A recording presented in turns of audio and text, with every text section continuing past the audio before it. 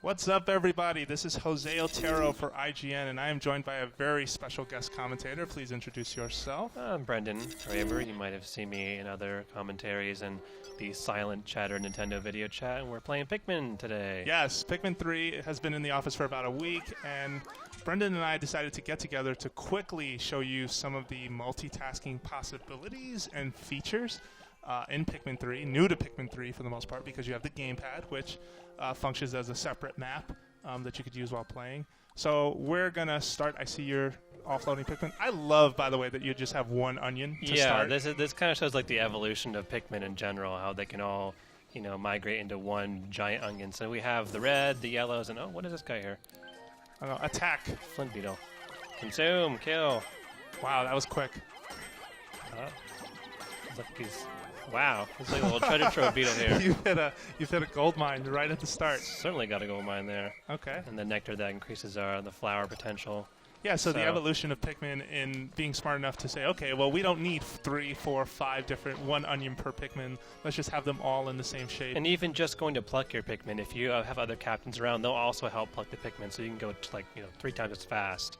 So we're going to show a little bit of how you can multitask with these different captains. So here we see in the background there's another onion that's trapped in a spider web. So we'll eventually have to get over to there, but to get to over there, we'll need a little bit of planning and a little bit of strategy, because as you can see here, the bridge is not built. And we're on a little small island, and there doesn't appear to be any pieces to build this bridge. What they do have, however, is these little lily pads in the corner. So let's take care of these guys. Okay. And the neat thing about these lily pads is that you can either just toss some Pikmin, or you can literally just hold forward and everybody just hops on. Oh, wow. Okay. So there's multiple stops on this ride. So let's say we just drop off Brittany there and maybe some other Pikmin.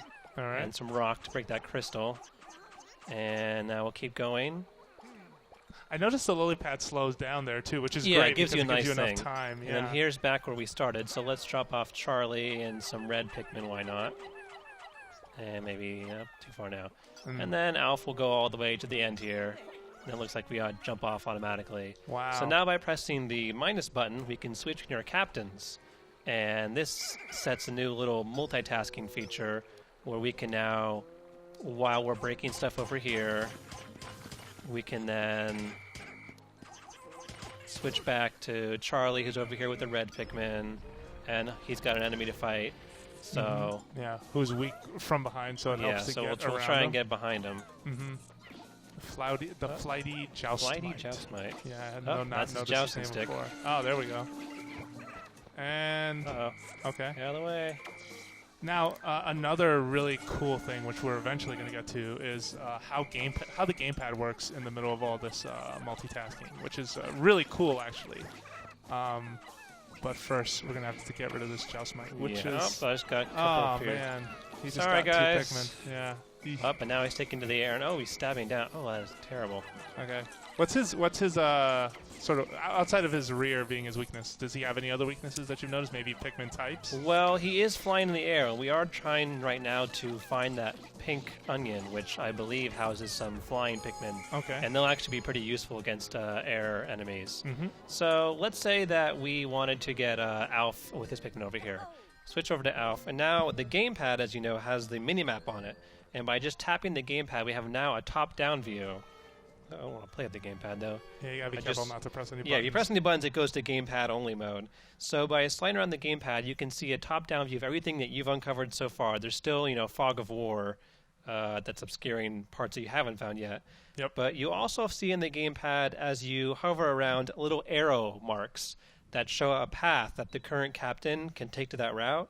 And that's only on the gamepad, just only in case on the you're gamepad. wondering why you don't see the arrow or the trails on the screen right now. And if you let it rest, it says go here. So if we go over to Charlie, as we press go here, he is now automatically walking over to Charlie. So now we can actually switch and go do something else. Yep. And while he's doing that, you can actually see here comes Alf with all of his Pikmin. Okay. So... And he'll prompt you when he arrives at his destination. If yeah, it's he'll also somewhere say, remote. I'm here and waiting orders. And Okay. see, meanwhile, we have they broke in that glass, which now has pieces for the bridge. So what you can also do with these lily pads is you can literally have them go, and they will wait for the next lily pad. So they will dock and go off whenever they please. So you don't have to worry about them anymore. You can keep going on your way, getting what you need to get, and they'll be doing the bridge building until the bridge pieces are all done on that area. Okay. So we could also tell, let's tell Charlie that we want him to go help with the bridge building. So we tell him to go over here, press go here, and now he's going to get on the next lily pad, even though we're over here with Brittany. Look at that! Holy cow! And they're smart enough to come back. I mean, because one of the sort of flaws of Pikmin in the past has been that, you know, Pikmin themselves don't have many self-preservation instincts, right? Yeah. I mean, like you bring them near water, they'll sort of fall in, and that still can occasionally happen in this game. Yeah. But I think it's very cool to see how Pikmin have evolved and how they're smart enough to kind of, you know, wait for these things like lily pads and sit around and be like, okay, obviously I'm not going to try to kill myself here. And this opens up a whole new planning option for your day, because you still have the day limit, the night, and when the sun sets you have to get out of here. Yep. But what you do in that day, you can now actually have a bigger strategy, especially if you return to the area. Even before you enter the world, you'll see on the gamepad that has a mini map that has the world so far that you've explored. So you can then, before you even start your day, you can say, okay, today I want to kill this guy because I think he has a fruit inside him. We need to get those explosive rocks over there. I want to blow it up with this thing, and then maybe just taking the captain along will explore the water area because the Pikmin can't get there right now. Sure. So you can actually plan out your day before you even set foot. And then once you're there, then that's when you can say, okay, well, to get over here, we'll go back in the map, set them out to this area, and then they'll automatically take care of that, and I have all the captains in one. Wow. You and I had a conversation very recently about how this game is very speedrunner friendly. You want to?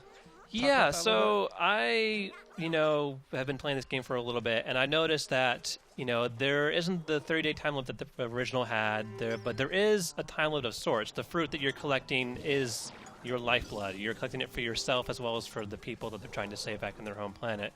So this means that as long as you collect one fruit by the end of the day, you can survive to the next day, and usually you'll find more than one fruit per day if you're good about scavenging. So you only need, I would say, half, maybe even less than half the fruit that the game offers to beat the game and survive. So a speedrunner could technically do this game only getting just enough fruit to survive the next day, while using multitasking and the different captains to make sure that every day something gets done, a boss is beaten or an area is opened. So this game actually, it kind of helps both kind of players. If you're like, the crazy real-time strategy guy who loves to get things done, you can go as fast as you can and beat this game as fast as you want. And if you want to just explore, look for fruit, take in the environment, you have that ability as well. Yeah. And I think that's pretty amazing that they allow so many kind of play styles, not just the controller settings, but also the real-time strategy fans and just the explorers. So you can, go back to a certain day and say, I only got one fruit on day 10. I want to relive that day and kind of get some more fruit. Yeah. So you can always go back and do that. And also for the fans of just how beautiful this game looks, there's also a wonderful camera option, which I'll show, that goes into first-person mode and uses your gamepad as a gyroscope. So you can literally take some pretty amazing pictures with this gorgeous scenery. You can zoom, you can flash, you can focus on nearby or far away or up-close objects. And you tap to focus, yeah. Yeah, you tap to focus. And then I think that when you take these pictures, they post to the Miiverse. That's right, they do. So then you have some little Miiverse functionality going on. Let's get a picture of this guy.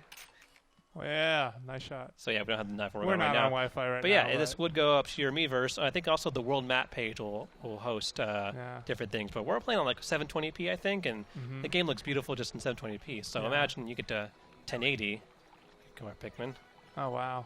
You had some cool depth of field there. Even though, a lot of the way out background doesn't look that A appealing. little blurry. Some of the shots look really good. But I could just see this as teasing as the next Pokemon Snap, because I was always a fan of that. Oh, definitely. No, me too. So this gamepad functionality just teases what they could do if they ever decide to release the next Pokemon or some kind of photography-oriented game, which I would be hugely fan of if they ever did that. Cool. Well, I think we've kind of gone over all of our talking points. Anything else you want to show before we head off? Just that, doing these days with your, kind of multitasking effort. So you can see, like, the day we're already more than halfway done, and I believe that we've completed the bridge. If we're not, we're pretty close to it. Let me see. There's it. No, almost there. Almost, so yeah. It's kind of good to set goals for yourself. So this day, your main mission is to find whatever's over there. You could do that in a day if you plan. Or if you want to take your time, it might take you several days, like one day to build the bridge, one day to retrieve the object, one day to get out the fruit in the area.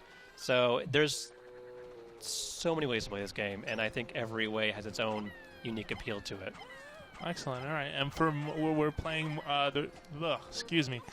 We'll have a bunch of Pikmin videos going up this week, so please stay tuned to IGN.